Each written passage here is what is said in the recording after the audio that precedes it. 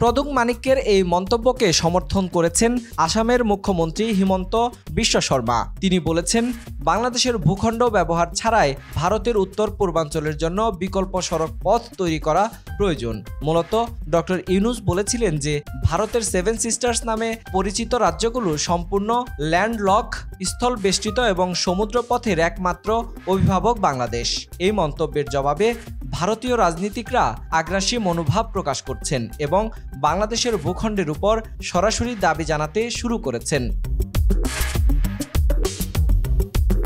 বিশ্ব শর্মা এক্সে আরও লেখেন, চিকেন নেক করিডোরের চারপাশে আরও শক্তিশালী রেল ও সড়ক নেটওয়ার্ক তৈরি করা অপরিহার্য। পাশাপাশি বিকল্প সড়ক পথ অনুসন্ধান করা উচিত, যা চিকেন নেককে কার্যকরভাবে এড়িয়ে যেতে পারবে। এর মাধ্যমে তিনি স্পষ্ট ইঙ্গিত দিয়েছেন যে বাংলাদেশকে বাইপাস করে ভারতের উত্তর পূর্বাঞ্চলের বিকল্প যোগাযোগ ব্যবস্থা গড়ে তোলার পরিকল্পনা করা হচ্ছে।